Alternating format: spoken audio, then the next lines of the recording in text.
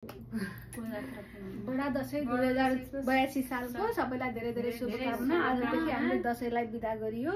आज कोजागत पूर्णिमा, सबैलाई दशैंको धेरै धेरै शुभकामना। तिहार आउँदैछ, अब तिहारमा रमाइलो गरौँला, सबैलाई राम्रो होस्। लोका समस्ता सुखिनो भवन्तु। नमस्ते नमस्ते, थ्याङ्क यू। आज हाम्रो डाइरेक्टर साहबलाई धेरै धेरै धन्यवाद। धेरै धेरै धेरै धेरै आज हाम्रो भव्य दशैंको बिदा गरियो। दशैंलाई भव्य रूपले हामीले बिदा गरेर यता आइपुगे म खै बिदा गरेर आज समापन कार्यक्रम पनि हाम्रो भव्य रूपले सम्पन्न भयो। ल भगवतीहरु सबैजना दुर्गा देवी भगवतीले सबैको रक्षा गरून्, कल्याण गरून्। यसैगरी भेट्न पाइयो। थ्याङ्क यू फर वाचिङ सबैलाई। हाम्रा सम्पूर्ण सबैजनालाई हामीलाई हाम्रो भिडियो हेरिदिनु भएकोमा धेरै धेरै धन्यवाद। कस्तो राम्रो भएको छ हाम्रो यसपालिको जमरा हैन।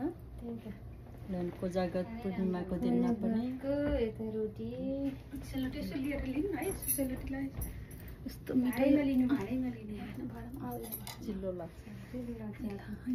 सबैलाई सेलरोटी यस्तो मिठो हाम्रो लाङसुमा राखेको सेलरोटी कति मिठो। कस्तो भाँडै राम्रो छ।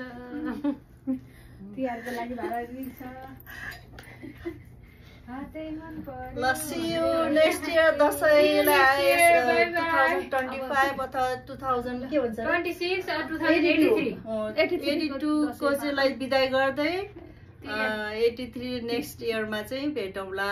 ल दुर्गा भगवतीले सधैँ हामीलाई यसरी दशैं मनाउने यहाँ दुर्गा पनि अवसर मिलाइदिनु होला। जय भगवती।